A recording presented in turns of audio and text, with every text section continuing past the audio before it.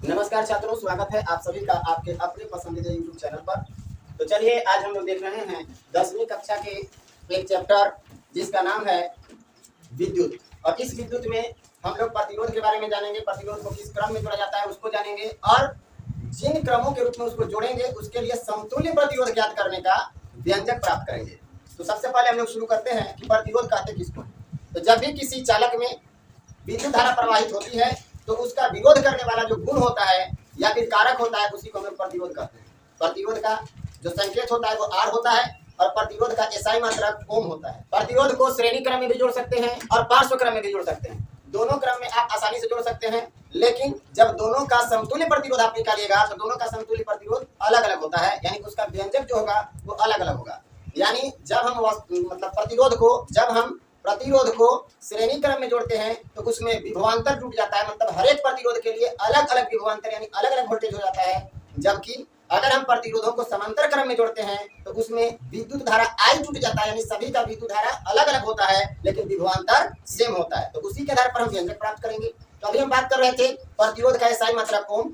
उससे आगे जब बढ़िएगा तो आता है प्रतिरोधकता, और प्रतिरोधकता का एसआई मात्रक होता है ओम मीटर। ठीक है, अब हम लोग आगे बढ़ेंगे कि प्रतिरोधकों को कितने क्रम में जोड़ा जा सकता है, कितने तरीके से जोड़ा जा सकता है, कितनी विधियों से जोड़ा जा सकता है। तो जब हम प्रतिरोध को जोड़ने की बात करते हैं तो दो तरह से हम जोड़ सकते हैं। प्रतिरोध को श्रेणी क्रम में भी जोड़ सकते हैं और पार्श्व क्रम में भी जोड़ सकते हैं। तो प्रतिरोधों का श्रेणी क्रम संयोजन पहला पॉइंट हुआ जिस विधि से हम उसको जोड़ सकते हैं, और दूसरा विधि प्रतिरोधकों का समांतर क्रम संयोजन। ठीक है, अब प्रतिरोधों को श्रेणी क्रम में कैसे जोड़ते हैं, अगर इसका परिभाषा कोई पूछ दे, जैसे सवाल में आपका पूछा जाता है कि प्रतिरोधकों के श्रेणी क्रम संयोजन से आप क्या समझते हैं, तो आपको बताना होगा कि दो या दो से अधिक प्रतिरोधकों का वह संयोजन जिसमें पहले प्रतिरोध का दूसरा सिरा दूसरे प्रतिरोध के पहले सिरे से, दूसरे प्रतिरोध का दूसरा सिरा तीसरे प्रतिरोध के पहले सिरे से, तीसरे प्रतिरोध का दूसरा सिरा चौथे प्रतिरोध के पहले सिरे से और अन्य प्रतिरोधकों का संयोजन इसी प्रकार लगातार हो, तो इस प्रकार के संयोजन को श्रेणी क्रम संयोजन कहते हैं।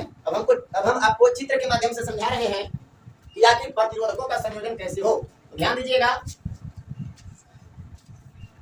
प्रतिरोधकों का संयोजन, प्रतिरोधकों का संयोजन हम लोग देख रहे हैं। इसमें जो पहला संयोजन होगा, यहाँ दिखाई दे रहा है आपको? नहीं सर, यहाँ दिख रहा है? यस। पहला नंबर में जो प्रतिरोध का संयोजन करने का तरीका है उसका नाम है श्रेणी क्रम संयोजन। श्रेणी क्रम संयोजन। अभी जो परिभाषा हम आपको लिखवाए या फिर समझाए उसी को आप देख लीजिएगा कि कैसे है। अब हम आपको डायरेक्ट कैसे सजाना है, कैसे जोड़ना है वो डायरेक्ट सिखा रहे हैं। ठीक है, तो ध्यान दीजिएगा, यहाँ आप देखिएगा स्क्रीन पे आपका लिखा हुआ आ रहा होगा। अब चलिए हम क्या करेंगे, इसको श्रेणी क्रम में जोड़ेंगे। तो चलिए हम आपके सामने दो तीन प्रतिरोध को श्रेणी क्रम में जोड़ के दिखाते हैं। दिखाई दे रहा है ना? नहीं दिखेगा तो बोलिए।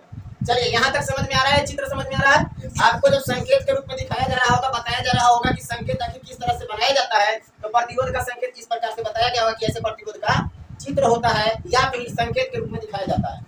पहला जो प्रतिरोध होगा उसको हम लोग R1 कहेंगे, क्योंकि प्रतिरोध का संकेत क्या होता है, किससे सूचित किया जाता है प्रतिरोध को, अभी तुरंत बताया है R से। तो पहला प्रतिरोध है इसलिए इसका नाम क्या होगा, R1। अगर ये दूसरा प्रतिरोध हो तो इसको क्या कहेंगे, R2। ये तीसरा प्रतिरोध हो तो इसको क्या कहेंगे, R3। किसी को कोई समस्या? अगर ये पहला R1 दूसरा R2 और तीसरा R3 है तो इसको किस प्रकार से जोड़ रहे हैं कि श्रेणी क्रम संयोजन कहेंगे। बताए थे पहले प्रतिरोध का दूसरा सिरा, ये देखिए ये पहला सिरा है इस प्रतिरोध का R1 का पहला सिरा है, तो R1 का दूसरा सिरा R2 के पहले सिरे से जोड़ना चाहिए। देखिए R1 जो पहला प्रतिरोध है उसका दूसरा सिरा है और इसका ये पहला सिरा है, ये दोनों को आपस में जोड़ दीजिए। क्लियर है? फिर आगे चलिए, दूसरे प्रतिरोध का दूसरा सिरा, पहला तो जुड़ गया, दूसरा सिरा दूसरे प्रतिरोध के पहले सिरे से, इसी दोनों को जोड़ दीजिए। क्लियर है? तीसरे प्रतिरोध का दूसरा सिरा, अगला जो चौथा प्रतिरोध होगा तो उसका पहला सिरा। इसी प्रकार से अगर लगातार जोड़ा जाए तो इस प्रकार के प्रतिरोधकों के संयोजन को क्या कहा जाता है, श्रेणी क्रम संयोजन। कोई दुख है किसी को?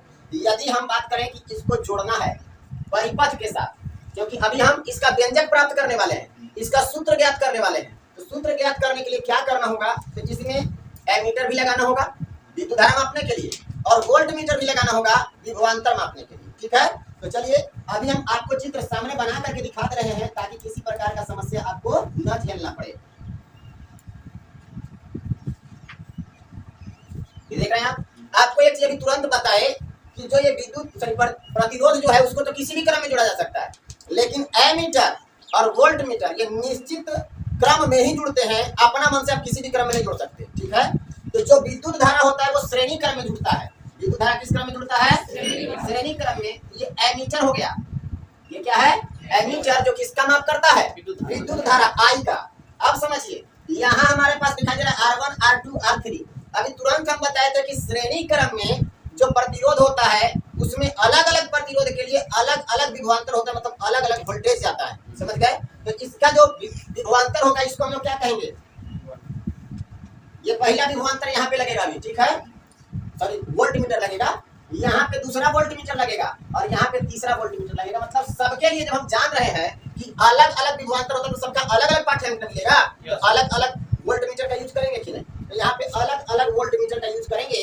तो चलिए हम अलग अलग वोल्ट मीटर का यूज कर रहे हैं।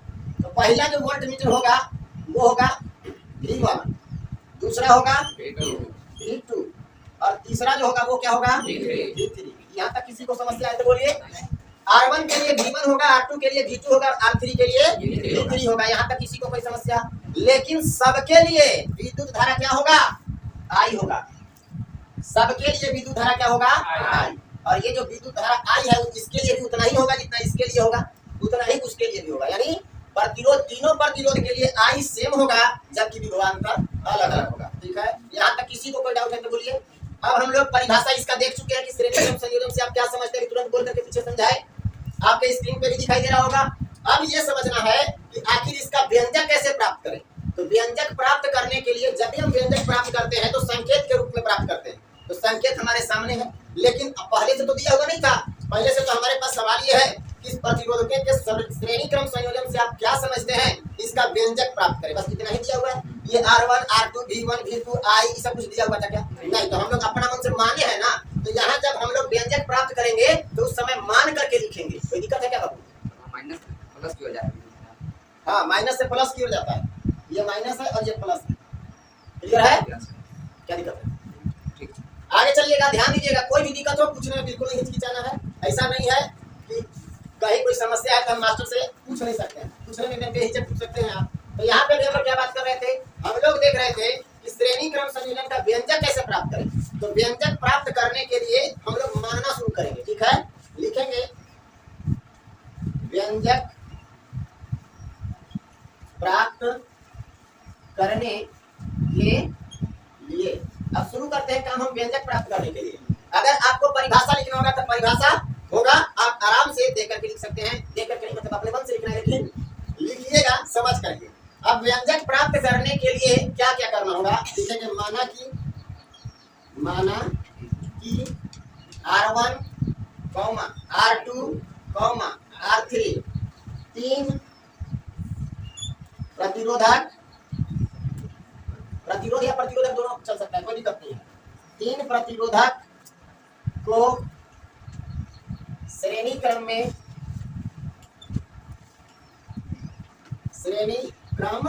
में जोड़ा गया है। प्रत्येक प्रतिरोध का विभवांतर, प्रत्येक प्रतिरोध का विभवांतर क्या क्या है? क्रमशः V1, V2 तथा V3 है। कोई समस्या किसी को? अब लिखेंगे इस क्रम में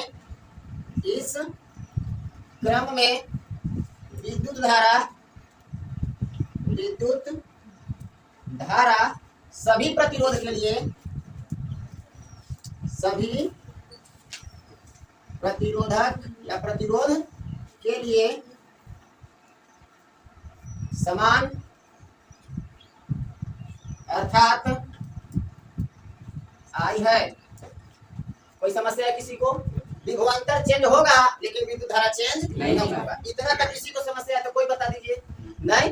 अब चलिए, अगर हम इसमें कुल विभवांतर निकालना चाहें कि टोटल विभवांतर आखिर कितना होगा, तो कुल विभवांतर को हम लोग भी मानेंगे, क्योंकि पहला विभवांतर जो है V1 है, दूसरा विभवांतर V2 है और तीसरा विभवांतर V3 है। तो टोटल अगर विभवांतर को हम लोग मापें तो V1 तो नहीं लिख सकते हैं, V2 नहीं लिख सकते हैं, V3 नहीं लिख सकते, तो उसका एक नया नाम होगा, तो हम ओरिजिनल V लिख लेते हैं, कोई समस्या। तो यहाँ पे लिखेंगे अब क्या, कुल विभवांतर परिपथ में कुल विभवांतर क्या मान लें, V बराबर, अगर ये ओरिजिनल विभवांतर V है तो टोटल विभवांतर आखिर क्या होगा, V1 पहला वाला प्लस दूसरा वाला प्लस तीसरा वाला, सबको जोड़ देंगे तो हमको टोटल विभवांतर नहीं मिल जाएगा। अब सोचिए हम 3 को बल्ब लटकाए हुए हैं, तीनों में वोल्टेज खींच रहा है। अब कोई पूछे कि यहाँ से लेकर के यहाँ तक, यानी तीनों जो बल्ब लगा हुआ है उसके दोनों सिरों के बीच में अगर हम बोले कि कितना विभवांतर है टोटल, तो तीनों में जो विभवांतर होगा एमीटर में जितना दिखा, सॉरी वोल्टमीटर में जितना दिखा रहा होगा, तीनों को जोड़ दीजिएगा तो कुल वोल्टेज पता चल जाएगा। तो कुल वोल्टेज यानी V अगर हम निकालना चाहें तो V1 plus V2 plus V3। कोई समस्या है किसी को यहाँ से? नहीं ना।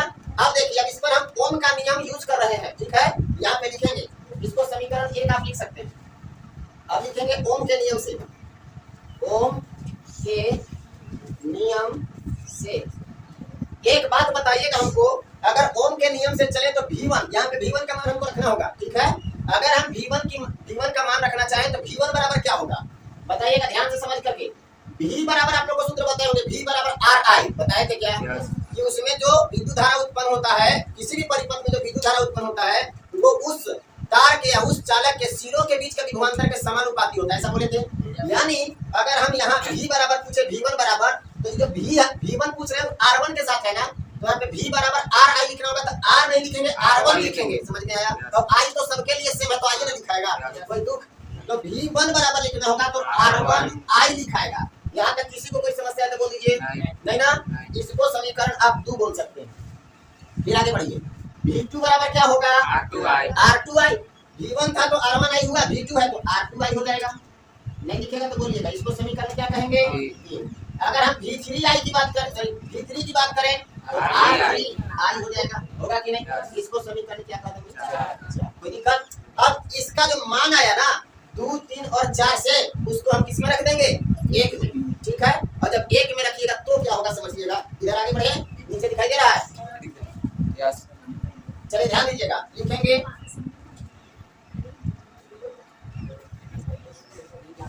ओम के नियम से इतना हो गया। चलिए ध्यान दीजिएगा, समीकरण 1 से, जब समीकरण 1 से देखेंगे हम, ये जो V बराबर लिखना होगा, तो V बराबर क्या होगा, RI होगा, क्या RI होगा, क्योंकि ओरिजिनल भी है तो ओरिजिनल R भी होगा, ठीक है। कुल प्रतिरोध निकालना होगा तो R हटाएंगे, V बराबर क्या होगा R। तो यहाँ पे लिखिएगा V की तरफ हम लिखेंगे RI, V बराबर क्या होता है RI बराबर, उधर चलिए तो V1 के जगह पर क्या लिखेंगे, V1 के जगह पर R1I लिखेंगे, क्या R1I प्लस V2 के जगह पर R2I, वहां रखना है, याद रखिएगा R2I। और बताइए तीसरा R3I, कोई समस्या है, दिख रहा है ना। अब देखिएगा यहाँ RI हो गया, इसमें देखिए तो अब I कॉमन हो रहा है, क्या सब में I है, R1I R2I R3I सब में I, तो यहाँ कॉमन I आएगा, कॉमन लिखिएगा RI बराबर, सब में से I कॉमन करेंगे तो बचेगा क्या, R1 plus R2 plus R3।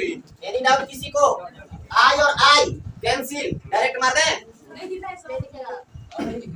वहाँ बताएं। चलिए ध्यान दीजिए, यहाँ तक तो क्लियर है। RI बराबर I into R1 plus R2 plus, एक बात समझिए, RI में I जो है गुना में है, जब होने जाएगा ना तो एक साथ भागा में हो जाएगा, और जैसे भागा में होगा I और I अंश और हर में कट जाएगा, ठीक है। जब कट जाएगा तो R बराबर मिल जाएगा R1 plus R2 plus R3 मिलेगा, तो डायरेक्ट हम R बराबर उधर लिख दें क्या। चलिए आगे बढ़ते हैं, इसीलिए R बराबर R1 plus R2 plus R3।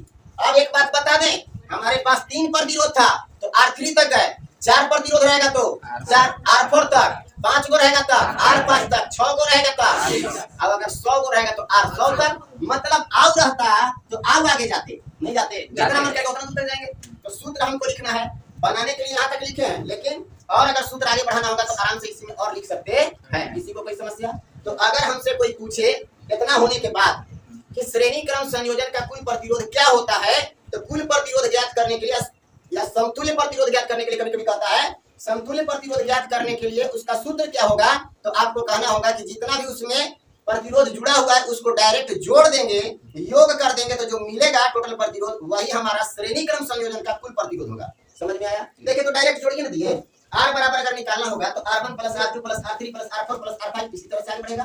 अब कभी कभी किताब में अगर हल्का से चेंज करके दिया हुआ हो तो कंफ्यूज ना हो, जैसे R के जगह पर RS लिखा रहेगा, तब आप सोचिए कि सर ये तो मास्टर गलती बता दिला। गलती नहीं बताया, आप यही समझिए कि श्रेणी क्रम का क्या है, समतुल्य प्रतिरोध है। अगर यहाँ पे RS ही लिखा हुआ है तो आप बकाया के क्या बात है, S का मतलब श्रेणी क्रम लिखा हुआ है, सीरीज, S का मतलब सीरीज। और अगर यहाँ पे RP लिखा था तो पैरेलल समानांतर वाला के लिए होता, ठीक है। हम तो जान रहे हैं ना कि श्रेणी क्रम संयोजन पढ़ रहे हैं, तो R जो है तो श्रेणी क्रम के लिए ना होगा, RS मतलब सीरीज, क्लियर है। तो सीरीज में जो कुल प्रतिरोध है उसका ज्ञात करने के लिए R1 plus R2 plus R3 इसी तरह से आगे बढ़ेंगे, कोई दुख है। अब थोड़ा सा अंतिम में लिख लेते हैं, ऐसे आपका सूत्र निकल चुका है RS बराबर, या फिर केवल R भी लिखिएगा तो कोई दिक्कत नहीं है, अंतिम में लिखिएगा अतः श्रेणी क्रम में जुड़े प्रतिरोधकों का कुल प्रतिरोध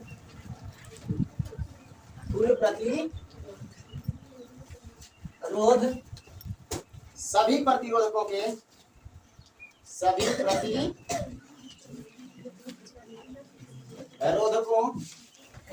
के योग के बराबर होता है, योग के बराबर होता है।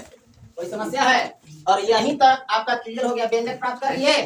कोई समस्या है किसी को? बस यही आपको ज्ञात करना था कि किस प्रकार से हम व्यंजक प्राप्त कर पाएंगे। कोई कष्ट है किसी को? नहीं ना।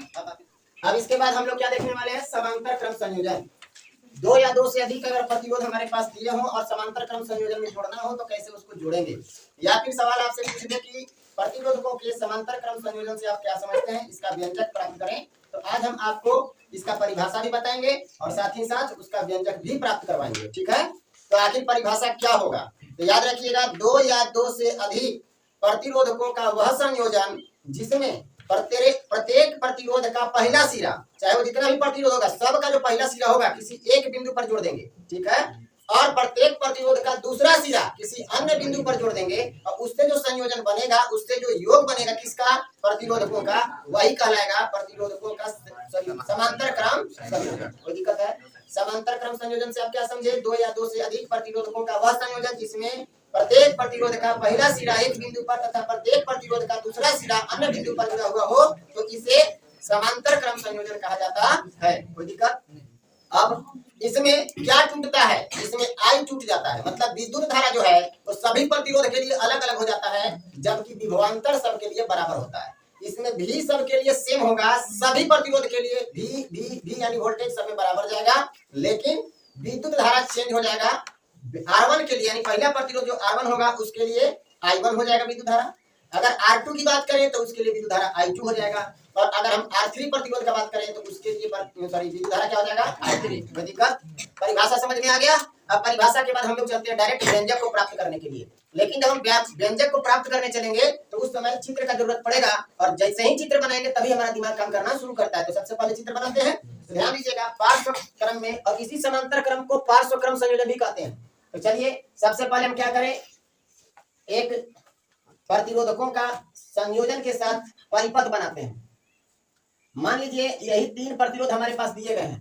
पहले प्रतिरोध का नाम R1 है, दूसरे प्रतिरोध का नाम R2 है, और तीसरे प्रतिरोध का नाम R3 है। कोई डाउट है किसी को? अब इन्हीं तीनों को हम आपस में जोड़ दिए इस तरह से। तो क्या परिभाषा में जैसे बोला था वैसे ही जुड़े हैं सर? तो सुनिएगा, हम परिभाषा में ये बताए कि सभी प्रतिरोधकों का पहला सिरा एक बिंदु पर, देखिए ये जो प्रतिरोध था इसका पहला सिरा ये, दूसरा सिरा ये, R2 के लिए पहला सिरा ये और दूसरा सिरा इधर, R3 के लिए पहला सिरा ये और दूसरा सिरा ये। सभी का पहला सिरा एक बिंदु पर और सभी का दूसरा सिरा एक अन्य बिंदु पर जुड़ा हुआ है। तो इसी प्रकार का जो प्रतिरोधकों का संयोजन होता है उसको समांतर क्रम या फिर पार्श्व क्रम संयोजन कहते हैं। कोई दुख है किसी को? आगे अब यहाँ से एक परिपथ का निर्माण कीजिए। तो जब परिपथ का निर्माण कीजिएगा तो याद रखिए इन सबके लिए आई अलग अलग होता है। इसका क्या कह देंगे I3, इसके साथ कौन आएगा I3, इसका I2 और इसमें I1। क्लियर है यहाँ तक? R1 में जो विद्युत धारा जाएगा वो I1 जाएगा और R2 जो प्रतिरोध है उसमें विद्युत धारा कितना जाएगा I2 और R3 में I3। क्लियर? लेकिन सब में वोल्टेज जो होगा वो सेम होगा, यानी विभवांतर सबका सेम होगा। तो यहाँ पे हम क्या लगा दें V। क्लियर है? अगर आप चाहें तो ये जो I1 I2 I3 लिखे हैं उसको आप यहीं पे A1 A2 A3 लिख सकते हैं। अगर तीनों का विभवांतर अलग अलग है, चलिए विभवांतर में विद्युत धारा अलग अलग है तो सबका पाठ्यांक तो अलग अलग देगा, तो सबके लिए अलग अलग एमीटर लगाना होगा तभी ना पाठ्यांक अलग अलग देगा। तो उस कंडीशन में आप ऐसा कर सकते हैं। लेकिन वोल्टेज सबके लिए बराबर है तो समांतर क्रम में सबके बीच में 1 लगा दिया है, कोई आपत्ति किसी को? अब यहाँ से plus minus plus minus plus minus पूंजी के साथ जोड़ देंगे। अब इधर से इस तरफ की ओर विद्युत धारा प्रवाहित होगा। यहां तक किसी को कोई समस्या? अब बताइए जब हम व्यंजक प्राप्त करने जाते हैं तो इसी का इस्तेमाल करके आगे क्यों बढ़ते हैं? तो वोल्टेज विभवांतर यहाँ पे भी दिया हुआ है सबके लिए, I1 I2 I3 R1 R2 R3 के लिए। कोई समस्या? अब यहाँ पे हम लोग मानेंगे क्योंकि पहले से इतना दिया हुआ नहीं था, हम अपने मन से सजाए हैं, तो सजाने के लिए जो जो चीज जरूरत हुआ था उसको यहाँ पे लिखना जरूरी है। तो लिखेंगे व्यंजक प्राप्त करने के लिए, व्यंजक प्राप्त करने के लिए माना कि क्या R1, R2 तथा R3 तीन प्रतिरोधकों को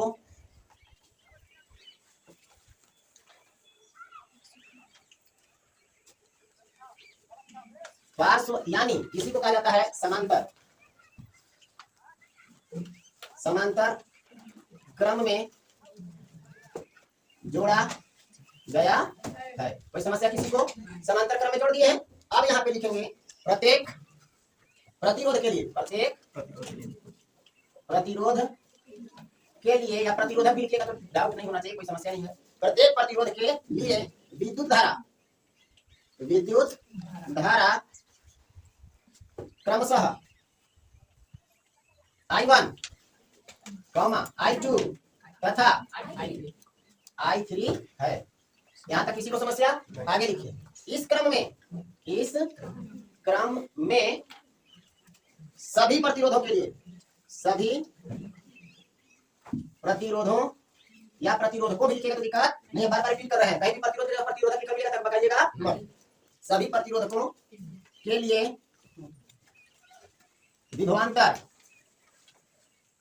विभवांतर यानी विभवांतर भी समान होता है। कोई दिक्कत?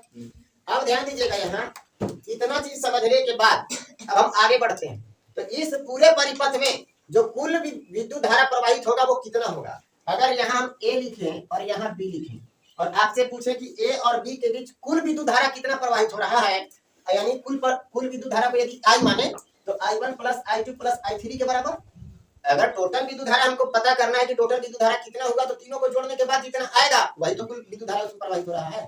तो लिखेंगे अब कुल विद्युत धारा या परिपथ में प्रवाहित कुल विद्युत धारा भी लिख सकते हैं। परिपथ में प्रवाहित कुल विद्युत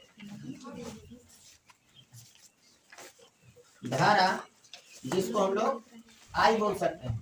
I बराबर क्या होगा सूत्र? I1 plus I2 plus I3, I1 plus I2 plus I3। कोई डाउट है किसी को? इसी में अगर और जोड़ा हुआ होता प्रतिरोध तो आगे तक बढ़ता। अब चलिए यहाँ पे समीकरण हम इसको क्या कह देंगे? 1। अब चलिए ओम के नियम से आगे बढ़ते हैं। लिखेंगे ओम के नियम से। ओम का नियम हमको क्या सिखाता है? तो ध्यान दीजिएगा, I1 I2 I3 का मान निकालेंगे, ठीक है? तो पहले I का भी लिख लेते हैं, इसके पीछे वाला में I का नहीं लिखते हैं, इसमें लिख लेते हैं, कोई आपत्ति थोड़े है। I बराबर क्या होता है? V बटा R होता है क्या? अगर हम बात करें इसका, यहाँ पे समीकरण एक वहां लिख दिया, दो लिख देंगे। दूसरा बार जब चलेंगे तो I1 बराबर क्या होगा, V बटा R, नहीं यहाँ I था तब R, यहाँ I1 है तो R1 लिखना होगा, समझ में आया। यानी V1 जो है वो R1 के साथ में है, तो R1 लिखेगा, तो यहाँ पे हम लिखेंगे R1। कोई समस्या किसी को? इसको समीकरण क्या कहते हैं, फिर आगे बढ़िए। अगर हम I3 का मान ज्ञात करना चाहें, सॉरी I2, अगर हम I2 निकालना चाहें तो I2 बराबर V बटा R2, इसको समीकरण 4 कहेंगे। और एक और बच गया I3, तो I3 बराबर हो जाएगा V बटा R3, और इसको समीकरण 5। इसमें किसी को कोई समस्या है तो बोलिए। अगर समस्या नहीं है तो नीचे दिखाई देगा एक लाइन कम से कम, और अगर नहीं दिखाई देगा तो घर चलेंगे। चलिए ध्यान दीजिएगा, यहाँ पर लिखेंगे समीकरण 1 में, समीकरण 1 में 2, 3, 4 तथा 5 का उपयोग करने पर में 2, 3, 4 तथा 5 का प्रयोग करने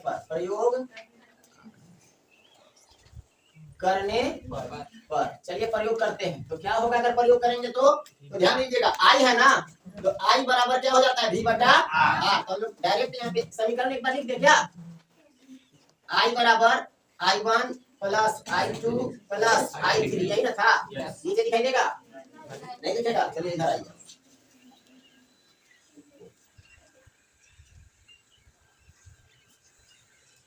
अब यहाँ पे समझिएगा, अगर हम I के जगह पर मान रखना चाहें तो क्या होगा, V बटा R। तो यहाँ लिखेंगे V बटा R बराबर V बटा R1, I1 है तो V बटा R1, V बटा R1 प्लस V बटा R2 प्लस V बटा R3 होगा क्या। अब देखिए सब में V कॉमन है, चलिए V को कॉमन करें, V बटा R बराबर क्या, V को कॉमन कर लिए तो बचा क्या, 1 बटा R1 प्लस 1 बटा R2 प्लस 1 बटा 1 बटा R3। अब इसको कोष्ठ में पैक कर दीजिए, कोई दिक्कत है।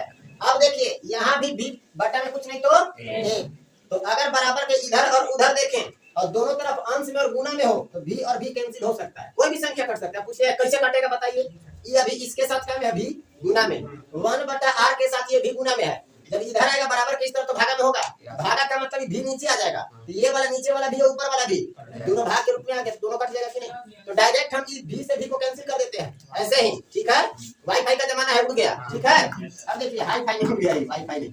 अब देखिएगा इसीलिए करके लिखिए, इसीलिए 1 बटा R, क्योंकि ये उड़ गया तो यहाँ पे क्या बच गया, खाली 1 बच गया, काट दिए तो 1 बटा R1, सॉरी R1 नहीं ना, R ना, R बराबर इधर से तो साफ हो गया ही, तो बचेगा 1 बटा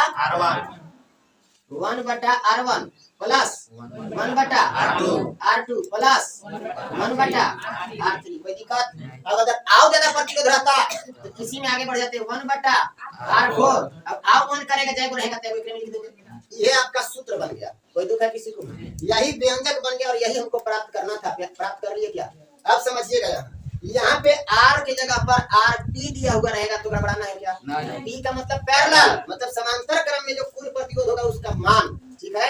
तो यहाँ पे अगर RP भी दिया हुआ रहेगा तो कोई अकबाकी वाला बात नहीं होना चाहिए। कोई समस्या है? अब हम अंतिम में लिख देना चाहेंगे अतः करके, क्या लिखेंगे, अतः समांतर क्रम में जुड़े सभी प्रतिरोधकों का कुल प्रतिरोध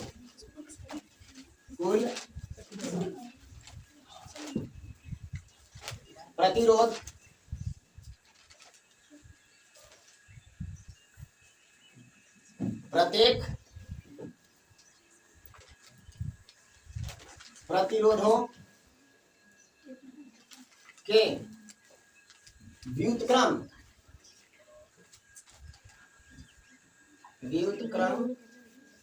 के योग के बराबर होता है, योग के बराबर होता है। किसी को कोई समस्या है? देखिए वहां पर हम लोग लिख दिए थे कि डायरेक्ट योग के बराबर होता है, लेकिन यहाँ पे बोले कि प्रत्येक प्रतिरोध के व्युत्क्रम, देखिए व्युत्क्रम, व्युत्क्रम मतलब उल्टा, अंश हर की जगह पर हर, अंश की जगह पर जो प्रतिरोध का मान है उसका उलट करके, मतलब अंश को हर की जगह पर ला करके और तब जब जोड़ते हैं और उससे जो प्राप्त होता है उसको हम लोग कहते हैं कि उसका कुल प्रतिरोध निकला। समझ में आया? कोई समस्या? बस यही चीज था जो समांतर क्रम संयोजन का क्या है, व्यंजक प्राप्त करने का तरीका है। समझ में आया होगा?